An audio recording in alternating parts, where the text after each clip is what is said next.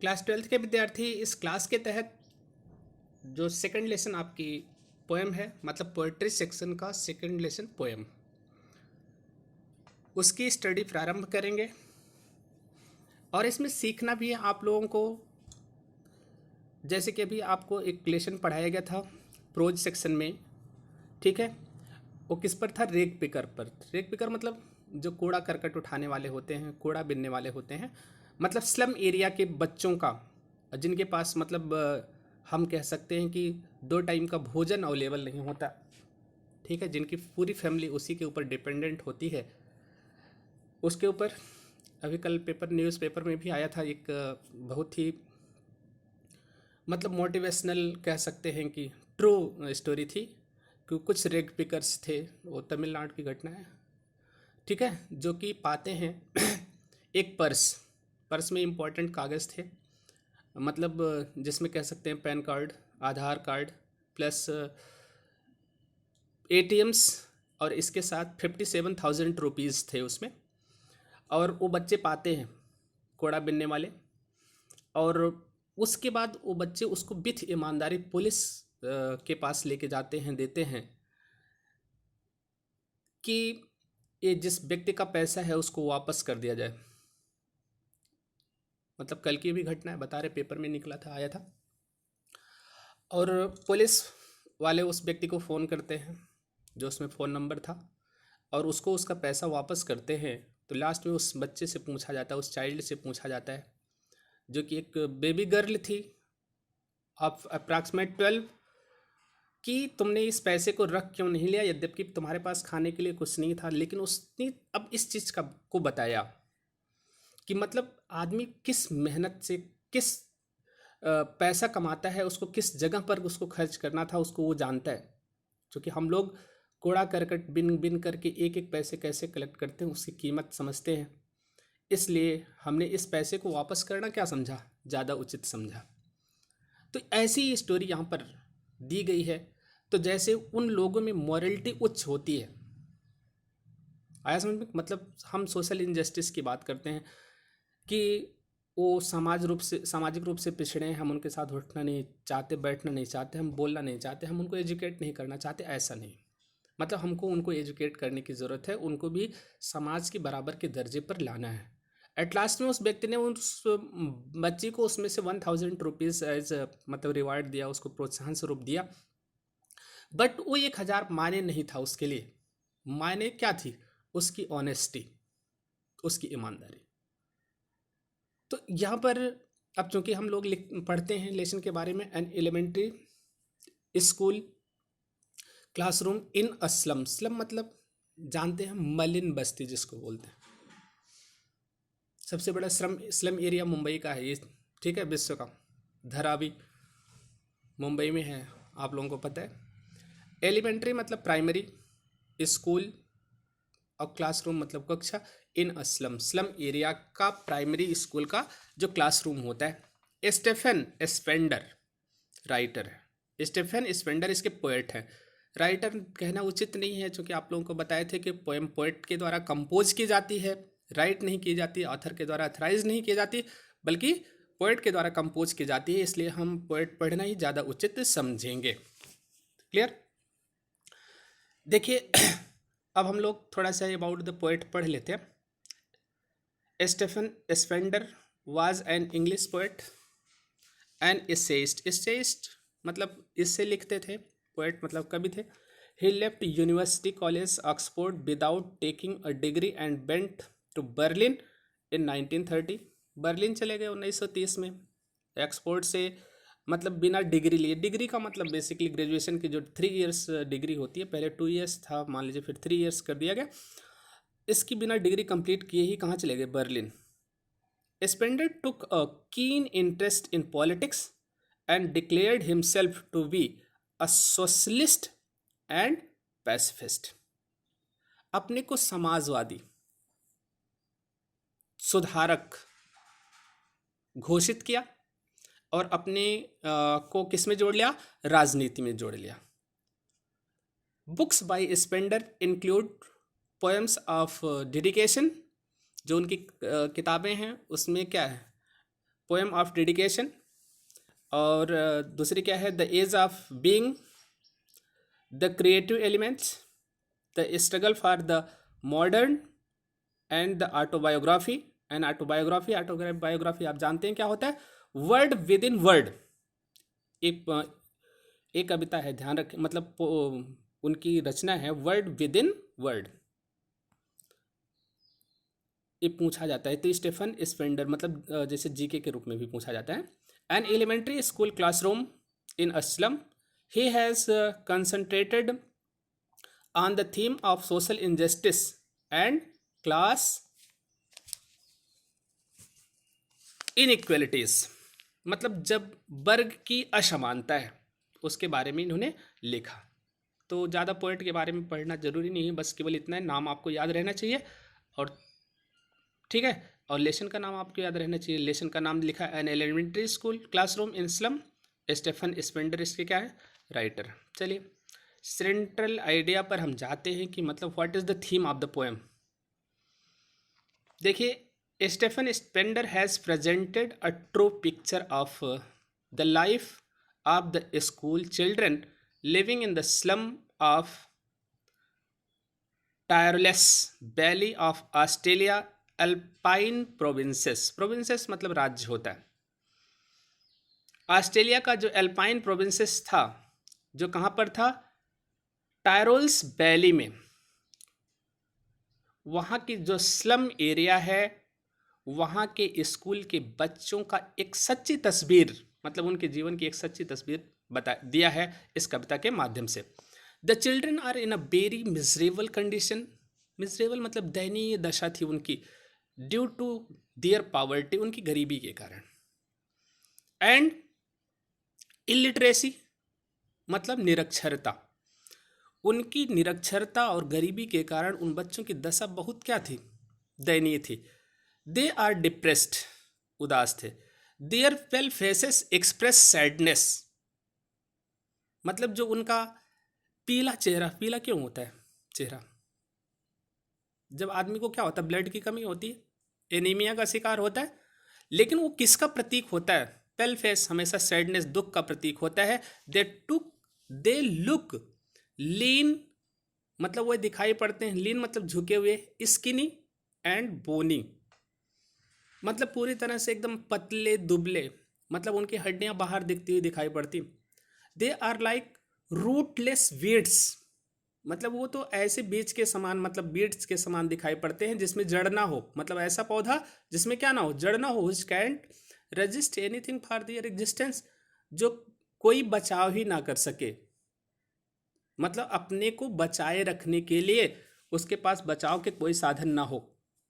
They are physically very weak, मतलब देखने में शारीरिक रूप से बहुत कमजोर, एंड अंडर नरिस्ड मतलब कुपोषण के शिकार थे। Spender voice have concern for these children, Spender की जो आवाज थी वो केंद्रित थी इन बच्चों के प्रति, who lives all their lifes in slum, जो अपना पूरा जीवन इन मलिन बस्तियों में बिताते थे, and have no opportunity to enjoy, उनके पास कोई अवसर नहीं था आनंद लेने का, the real blessing of life, जो जीवन का वास्तविक मूल्य होता है। ठीक, मतलब उसके बारे में उनको समझ ही नहीं थी, ना तो उनके पास एंजॉय करने का वो अवसर था। He makes a frantic appeal to the educated, frantic मतलब डेडिकेटेड अपील करते हैं शिक्षित लोगों से, एंड अफ्लुएंट सेक्शंस, अफ्लुएंट मतलब होता है जो धनी वर्ग है हमारा, जिनके पास क्षमता है ऑफ द सोसाइटी, समाज की, to better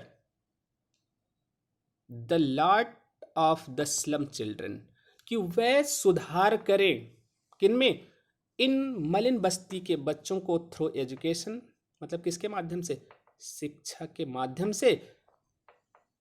it will remove social injustice, जो सामाजिक असमानता को समाप्त करेगी, एंड क्लास इनइक्वलिटीज, और जो सामाजिक भेदभाव है, इनइक्वलिटीज मतलब असमानता, मतलब जो वर्ग की असमानता है उसे दूर करेगी। सोशल इनजस्टिस मतलब सामाजिक अन्याय, और क्लास इनइक्वलिटी मतलब वर्ग की असमानता समाप्त करेगी अगर उन्हें शिक्षित किया जाएगा तो। बिफोर यू रीड कह रहा है कि मतलब पोएट कहते हैं कि आपको क्या करना चाहिए। Have you ever visited or seen an elementary school in a slum, what does it look like. अरे ठीक है, आप लोग स्लम एरिया में नहीं गए होंगे, अपने गांव के प्राइमरी स्कूल में चले जाइएगा,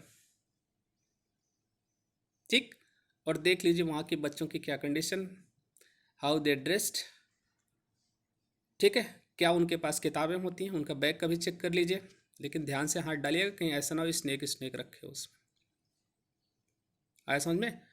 क्योंकि आप लोगों की बैग चेक की जाती है दूसरा कुछ निकलता है, उन लोगों की बैग चेक करेंगे तो कुछ दूसरा निकलेगा, क्योंकि एरिया क्या होता है, डिफरेंस होता है। और अगर कहीं स्लम एरिया देखना हो तो आप लोग कभी चले आइए इलाहाबाद, प्रयागराज की धरती पर, ठीक है, शास्त्री ब्रिज के नीचे आप लोग देख लीजिए। ओके। और आदिवासी क्षेत्र तो यहाँ पर है नहीं, उधर चंदौली वंदौली एरिया में आप जाएंगे तो आपको मिलेगा, या इधर करछना साइड जाएंगे तो वहाँ पर मिलेगा, ठीक।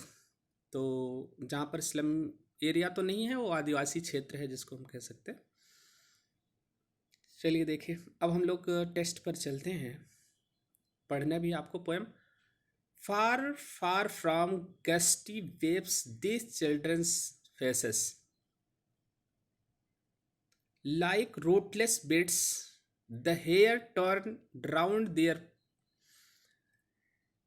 pallor, the tall girl with her way down head, the paper seeming boy with rat's eyes, the stunned, unlucky hair of twisted bones, resting a father's gnarled disease. देखिए फिर अगला क्या है यहाँ पर, his lesson from his desk at back of the dim class, one unknotted sweet and young, his eyes live in a dream of squirrels game in tree room other than this. Clear? तो अब हम लोग अर्थ को समझते हैं first stanza को। Far from gusty waves this children face. देखिए जो इन बच्चों के मतलब कौन से, जो उस स्लम एरिया में रहते हैं, मतलब मलिन बस्ती में रहते हैं, इन बच्चों के चेहरे झोंकेदार लहरों, ध्यान रखिएगा, फ्रॉम गस्टी वेव्स मतलब झोंकेदार लहरों से बहुत दूर है, से बहुत बहुत दूर है। Far far from gusty waves this children's face, मतलब इन बच्चों के चेहरे झोंकेदार लहरों से मतलब क्या है, बहुत बहुत दूर है। लिखा like rootless weeds the hair torn round their, ठीक है, पेलर या पलार कह सकते हैं। लाइक रूटलेस जैसे जड़ से उखड़ी हुई जंगली घास, बीड्स मतलब क्या होता है, जंगली घास, मोथा कहते हैं, भी आप लोगों को एक दिन भेजे भी थे हम बीड्स, ठीक है। द हेयर टर्न राउंड, बाल उनके कैसे पड़े, टर्न राउंड मतलब चारों तरफ बिखरे हुए, उनके पीले चेहरों पर बिखरे पड़े हैं।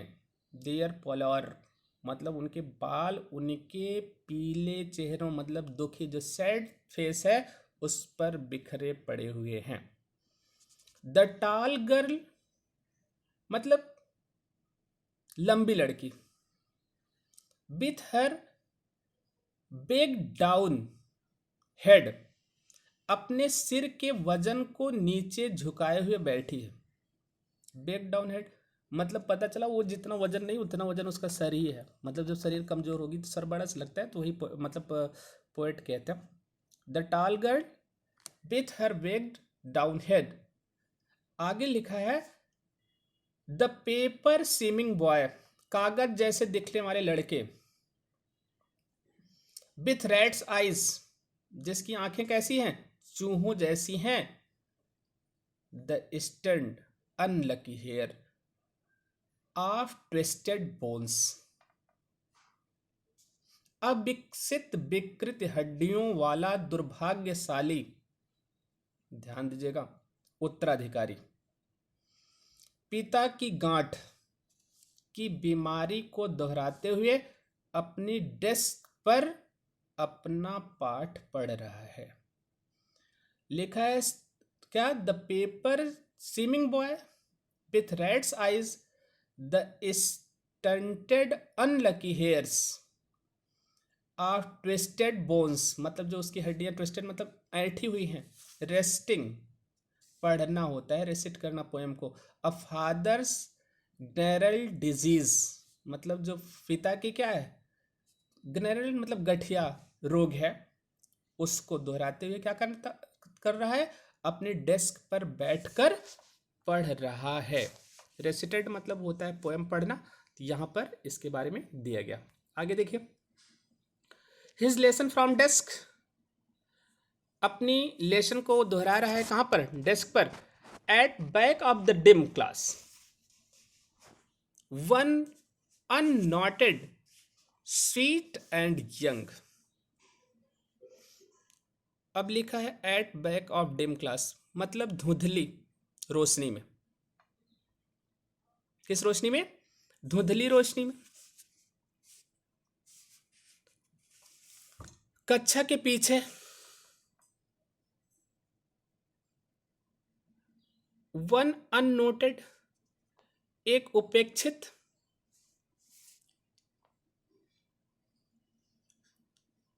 ठीक, dim class one unnoted sweet and young,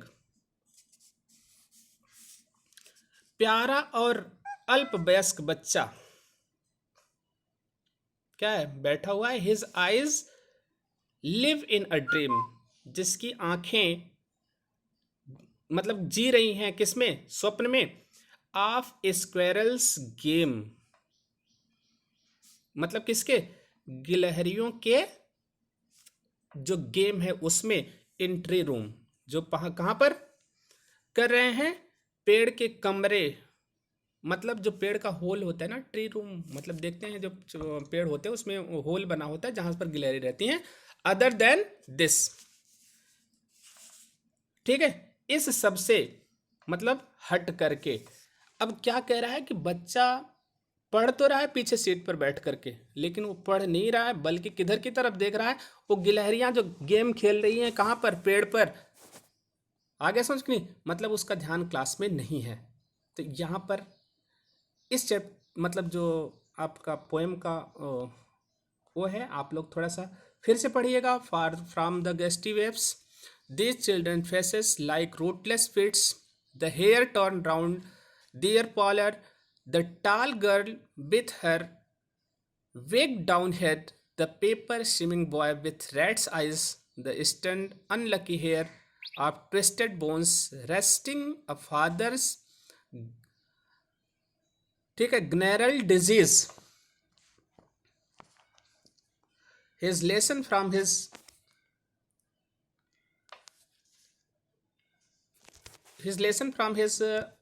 desk at back of the dim class, one unnoted sweats and young, his eyes live in a dream of a squirrel's game in tree room other than this। ठीक, तो आप लोगों को हिंदी दिया है, थोड़ा सा आप लोग उसको भी पढ़ लेंगे। अब हम लोग चलते हैं कहाँ पर, सेकंड स्टैंजा पर। वन सोर cream walls donations Shakespeare's head, cloudless at dawn, civilized dome, riding all cities, belled flowery, tireless valley, open-handed map, avoiding the word its word, and at for these children, these windows, not this map, their word, where all their futures painted with a fog, a narrow state sailed in with a lead sky, far far from rivers, caps and stars of words। फिर अब दूसरा stanza है, देखिए।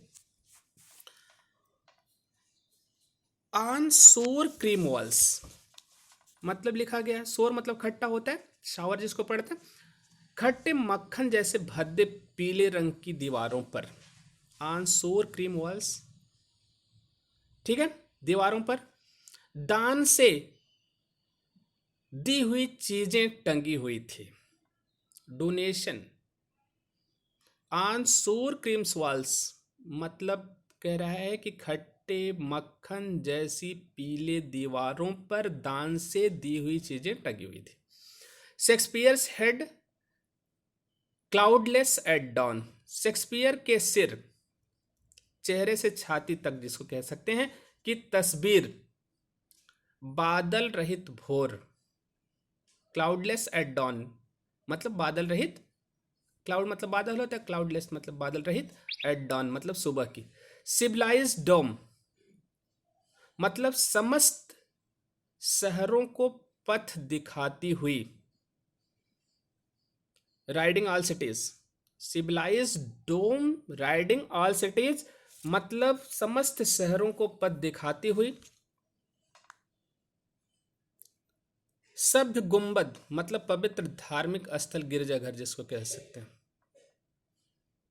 की तस्वीरें, मतलब बेल्ड flowery tireless बैली, घाटी नुमा फूलों वाली ट्रायोलीज घाटी, बेल्ड फ्लावरी घाटी नुमा फूलों वाली ट्रायोलीज घाटी, open handed map avoiding the words it words मतलब मुक्त हस्त,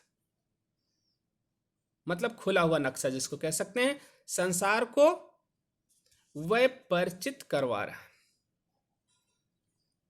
and it for these children, फिर भी इन बच्चों के लिए, दीज विंडोज मतलब एक खिड़कियां, नॉट दिस मैप ना कि ए मैप, देयर वर्ल्ड मतलब जो उनका संसार है, where all their futures painted जहां पर उनकी सारी तस्वीर कलर की हुई है, विथ अ फॉग मतलब किससे, धुंध से, a narrow street sealed in with a lead sky, संकीर्ण गली जो नीले धूसर शीशे के रंग से आसमान से बंद की गई है, नदियों अंतरीपों और शब्दों के तारों से बहुत बहुत दूर है, a narrow street sealed in with a lead sky। अब यहाँ पर समझ रहे हैं, मतलब देखिए पूरी तरह से एक डिस्ट्रिक्शन दिखाया गया है कि क्लासरूम है, ठीक है, क्लासरूम में बहुत सारी चीज़ें पेंट की गई होती हैं, थोड़ा सा आप इमेजिन करिए कि you are in the primary school setting, ठीक है, are in your room number 3, अपने रूम नंबर 3 में जाइए जहाँ पर पेंट किए गई दीवार है, ठीक है, जहाँ पर sir alphabet, Apple name, horse name, सारी चीज़ें वहाँ पर दी गई है, ठीक है, बट छोटा बच्चा क्या सोचता है, उसको उस दुनिया के बारे में पता नहीं कि क्या चीज़ है, इसका क्या मतलब है, he only see the garden of the school, वो केवल गार्डन स्कूल का देखता है। तो वही चीज़ है वो स्लम एरिया के बच्चों के लिए, वो जो शेक्सपियर की तस्वीर तब मतलब टंगी हुई है, वहाँ पर जो सिविलाइज्ड लोगों की तस्वीर लगाई गई है, उनसे उनको कोई मतलब नहीं है, उनको केवल अपना भविष्य मतलब क्या दिखाई पड़ रहा है कि वो भी बड़े हो जाएंगे और इस इस्लाम एरिया में मतलब अपना जीवन जिएंगे, ठीक है। अब देखिए यहाँ पर हम लोग थर्ड स्टैंजा पर चलते हैं। Surely Shakespeare is wicked, the map a bad example, with ships and sun and love tempting them to steal for lives that's, ठीक है, slyly turn in their cramped holes from fog to endless night, on their slag heap the children were skins peeped through by bones and spectacles of steel, with mended glass like bottles with bits on stones, all of their temps and space are foggy slum, so blot their map with slum as big as dome। निश्चित ही, surely मतलब निश्चित ही, Shakespeare's बिग्ड, Shakespeare मतलब क्या है, घृणास्पद है, बिग्ड मतलब अपराधी होता है, लेकिन यहाँ पर घृणास्पद कहा गया, the map a bad example, और नक्शा क्या है? एक बुरा अभिप्राय, एक बुरा उदाहरण है। विथ शिप्स मतलब जो जहाज है, उसके बाद क्या है? द सन मतलब जो सूर्य है, एंड लव जो प्रेम है, टेम्पटिंग देम टू स्टील, जहाजों और सूर्य के साथ, ठीक है।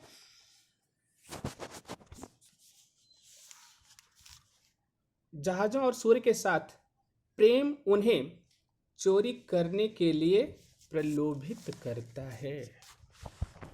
आया समझ में? आगे देखिए, for live the slyly turn into their cramped holes, मतलब उन जिंदगियों के लिए जो धूर्ततापूर्वक उनकी तंग गलियां थी, मतलब तंग कमरे। यहां पर फिर से देखिए, for lips that slyly turn in their cramped hole, cramped मतलब घोल में रहना, मतलब छिद्र में जिसको कहते हैं ना, रहना। अब यहां से फिर उन जिंदगियों के लिए धूर्तता पूर्वक उनकी तंग गलियों, मतलब खोली, खोली का मतलब जानते हैं क्या होता है? कमरा, रूम। बिलों में कोहरे की अनंत रात्र की तक अंदर की ओर मुड़ती चली जाती है।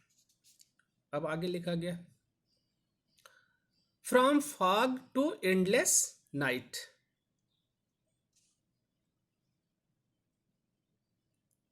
endless night, are their slacks heap the children wears skinny peeped through by bones and spectacles of steel, उनके धातुमल मतलब बेकार की चीजों के ढेर पर ये बच्चे हड्डियां झांकती हुई खालों मतलब त्वचा को पहने हुए हैं। मतलब कमजोरी के कारण बच्चों की क्या दिख रही है? हड्डियां दिख रही हैं। मतलब केवल उनके ऊपर जो मतलब उनकी हड्डियां, उसके ऊपर केवल स्किन की क्या है? कवर है, नजर आ रही। और उनकी चश्मों के फ्रेम में टूटे हुए शीशे मरम्मत करके लगे हुए हैं, and spectacles of steel with मेंडेड glass like bottle beads on stone, जैसे पत्थरों पर शीशे के टुकड़े पड़े हैं। क्लियर हो गया? मतलब वो जो चश्मा भी लगाए हैं वो चश्मा टूटा हुआ है, उस पर जो ग्लास लगाया गया है, ग्लास भी क्या है? मेंडेड है, मतलब जोड़ा गया है। All of their time and space are foggy slum, जो पूरा समय है, जो पूरा स्पेस है, वो कैसा है? फॉगी है, मतलब कोहरे से भरी हुई गंदी बस्ती है जो उसका विस्तार है। So blot their maps with slums and big as doom, इसलिए अतः उनके नक्शों के साथ उनकी गंदी बस्तियों को जैसे प्रलय बड़े स्वरूप में सब कुछ मिटा देती है, वैसे मिटा दो, खत्म कर दो। So blot their maps with slums as big as doom, मतलब ऐसे ही जो स्लम एरिया है, मतलब उसको क्या कर दिया जाए? समाप्त कर दिया जाए। It is the suggestion of the poet. समाप्त करने का मतलब ऐसा नहीं स्लम एरिया को, बल्कि उनकी दशा को क्या कर दिया जाए? समाप्त कर दिया जाए। आगे देखिए लिखा, unless governor inspector visitor this map becomes their window and these windows that shut upon their lives like catacombs,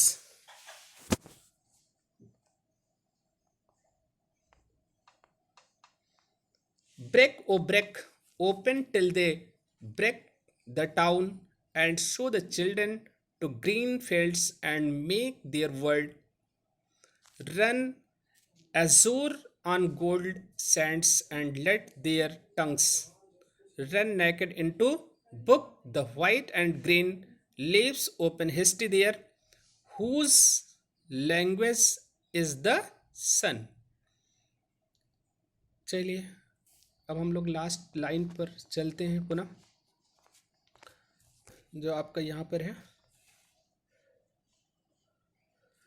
unless governor inspector visitor, जब तक कि राज्यपाल दरोगा आगंतुक ना आ जाए, this map becomes their window. ठीक है, इस नक्शे को उनकी खिड़की मतलब उनकी पहुंच में ना बना दें, मतलब उनकी खिड़की में उनकी पहुंच तक ना बना दें, और ये खिड़कियां जो उनके जीवन को कब्रगाहों की तरह बंद कर देती हैं। That shut upon their lives like catacombs. Catacombs मतलब होता है कब्रगाह। ठीक है, लिखा अनलेस गवर्नर, जब तक कि राज्यपाल, इंस्पेक्टर मतलब दरोगा, विजिटर मतलब आगंतुक, this map become their window. ठीक है, और ये मैप क्या बना दे, मतलब उनकी खिड़की मतलब पहुंच से बाहर, and these windows that set upon their lives like catacombs, जो कि उनके जीवन को मतलब क्या करके रख देती हैं, कब्रगाहों की तरह बंद कर देती हैं। तोड़ो और तोड़ो, खोल दो। देखिए, break O break, open till they break the town, मतलब उन्हें तोड़ो और तोड़ो, खोल दो जब तक कि वह कस्बे मतलब गंदी बस्ती को ना तोड़ दें। And show the children to green fields, और बच्चों को हरे मैदान को दिखाओ। एंड मेक दियर वर्ड, और उनका क्या बनाओ, संसार बनाओ। Run azure on gold Sands, स्वर्णिम बालू के नीले आसमान के नीचे दौड़ने के लिए। एंड लेट दियर टंग्स, और उनकी जीभों को पुस्तकों के अंदर मतलब पर वस्त्र रहित मतलब बाधा के स्वतंत्र रूप से दौड़ने दो। Run naked into books, the white and green lips open, history theirs whose language is the sun. कह रहा है कि जिनकी भाषा सूर्य के समान हो, मतलब जिसकी भाषा में सूर्य जैसी ऊष्मा तथा तेज हो, और वह अपने जीवन में सफल होकर इतिहास रच सके। अब यहाँ कह रहा है कि मतलब समाज के वह वर्ग सामने आए कि जो उनकी मनोदशा है उसमें सुधार करे, उसमें रिफॉर्म करे, और उनको पढ़ने लायक बनाए। ठीक है, पढ़ने के लिए प्रेरित करें, जिससे समाज की जो मुख्य धारा है उसमें वो भी क्या हो सके, शामिल हो सके। मतलब break O break open till they break the town, and show the children to green fields, and make their world run azure on word sands, and let their tongues run naked into books, the white and green lips open, history their whose language is the sun. देखिए, अब यहाँ पर थोड़ा सा अगर आप लोग word meaning पहले पढ़ लेंगे, जैसे लिखा है, नोट भी कर सकते हैं, आया समझ में। और इसके बाद वर्ड मीनिंग पढ़ने के बाद थोड़ा सा हम लोग जाते हैं कंप्रहेंशन पर। ठीक, वर्ड मीनिंग इसको भी नोट कर लेंगे। इसके बाद आप लोग यहाँ तक पढ़ेंगे, बाकी आप लोगों को जो चीज़ें हैं वो नेक्स्ट वीडियो में बताई जाएंगी। लेकिन अब एक चीज़ समझ लीजिएगा, इस पोएम को पढ़ने से पहले आप लोग थोड़ा सा उन बच्चों के बारे में सोचिए। ठीक है, जो बच्चे स्कूल नहीं जाना चाहते या स्कूल उन्हें भेजा भी जाता है तो बमुश्किल से पढ़ना चाहते हैं, तो इसका मतलब क्या है, उनको पढ़ाने के लिए, उनको समाज की मुख्य धारा में लाने के लिए सबसे पहले इंटरेस्ट तो पैदा करना होगा। अब जैसे मान लीजिए हमने कह दिया कि हम लेसन पढ़ाए, लेसन पढ़ा आप लोगों ने, कोई इंटरेस्ट नहीं आया, क्योंकि आपका पर्पज़ क्या है। पर्पज़ यहाँ पर जो दे दिया गया, मतलब इतने सारे लेसन हैं, लेसन का मतलब केवल दे दिया गया कि आपको रीडिंग स्किल करनी है, मतलब चैप्टर आप अच्छी तरह से रीड करिए, मतलब अपना प्रोनाउंसिएशन क्या करिए, रिफॉर्म करिए। उसके बाद फिर समझने की कोशिश करिए। तो अब जब आप उस दशा में जाएंगे, किस दशा में, कि मतलब किस what is slum area, slum area क्या है। ठीक है, स्लम एरिया के बच्चे वास्तव में करते क्या हैं, ठीक है, क्या वे पढ़ना चाहते हैं कि या अपने फोर फादर्स के वर्क करना चाहते हैं?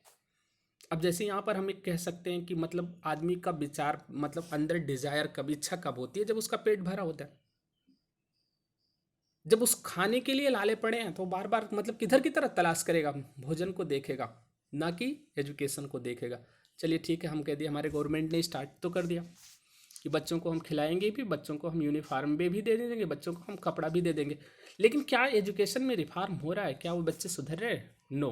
क्यों नहीं सुधर रहे? क्योंकि अभी उनको कोई इंपॉर्टेंस ही नहीं पता, what is the value of education, शिक्षा का महत्व क्या है। ठीक है, केवल बच्चे उस दिन जाते हैं या उस टाइम जाते हैं जब उन्हें भोजन मिलता है, या उस दिन जाते हैं जिस दिन उन्हें कपड़ा मिलता है, या उस दिन जाते हैं जिस दिन उन्हें किताबें मिलती हैं। बाकी टीचर बुलाते रहते हैं, बच्चे अपने घर रहते हैं। ठीक है, अपने फोर फादर, अपने एंसेस्टर्स के काम को करते हैं, और घर वाले भी आराम करना शुरू कर देते हैं। तो आप लोग थोड़ा सा पोएम को क्या करिएगा, पढ़िएगा 2-3 बार, उसके बाद अर्थ को समझिएगा।